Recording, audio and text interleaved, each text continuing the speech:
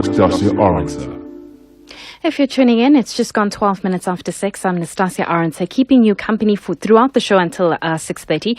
We now move on to looking at black participation in the property sector. There was a report that came out, I think about a month ago, from the Property Sector Charter Council, and it found that in South Africa, South Africa's property sector is worth an estimated 5.8 trillion rand, and within that sector, fewer than 10% of real estate investment trust is originated around black people. But I want to have a conversation with Vuyiswa Mushekwane, who's the CEO of the South African Institute of Black Property Owners. They have a function that's going to be looking at property on Thursday. But Vuyiswa, thank you so much for your time. Vuyiswa? We seem to be having some kind of technical issue with Vuyiswa. But nonetheless, I was talking about this function they're going to be having. So basically, they're going to be looking at the property sector, and a lot of the black property practitioners are going to be coming through. And it's going to be taking place at the Houghton Golf Club. It's known as the South African Institute of Black Property Owners Convention.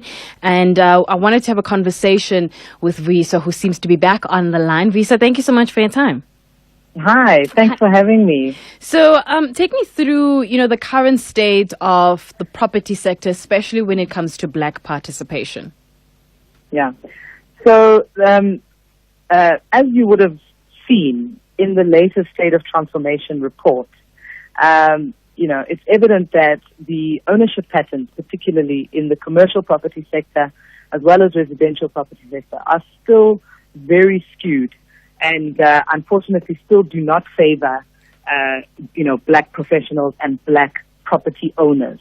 So, and our organization represents the full value chain. So not just owners, but as well people in the property services industry and support services and professionals. And, that's really the issue. If we're not getting that transformation at the top, at an ownership level, it also stagnates and impacts the ability of the entire value chain of the sector to transform.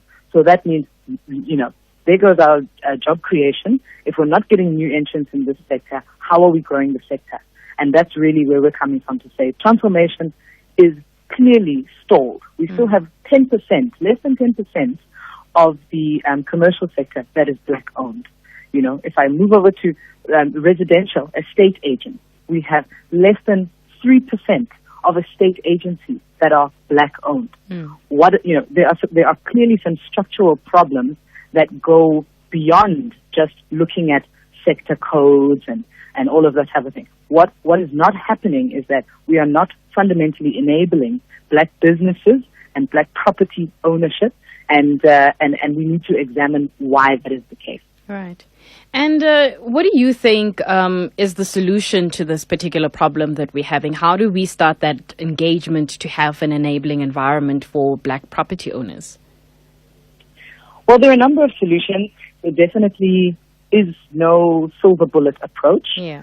But definitely the bulk of the challenge lies in access to finance and the ability of new black entrants to be able to access finance. And this is the case across the board in many industries, but it's particularly exacerbated in the property industry just due to the nature of how capital intensive the property industry is and due to the policies that are applied by the financiers and the bankers. And this speaks to the DFIs as well, the development finance institutions. You've got institutions that are supposed to be developmental in their nature, the IDCs, the NEFs, and so forth, who are not actively, making it their point to fund commercial property development.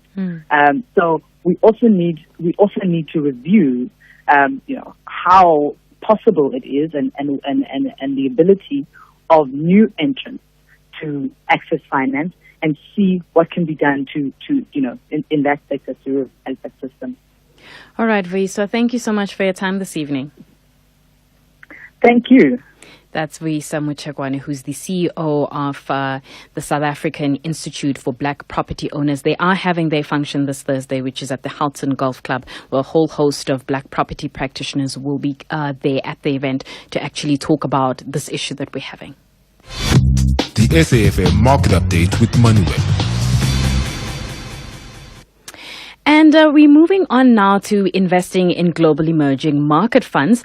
Old Mutual is one of those particular financiers that's basically looking at some of the most interesting, dynamic, fast-growing economies in the world. And some of them include China, India, and Brazil. And I had a conversation with Elise Botha, who's the managing director of the Old Mutual Unit Trust, about what exactly goes into their selection of stocks for emerging markets. Absolutely.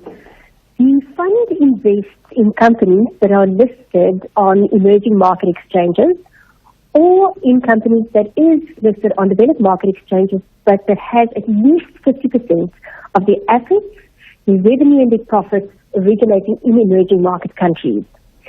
What the fund managers also do is they look for quality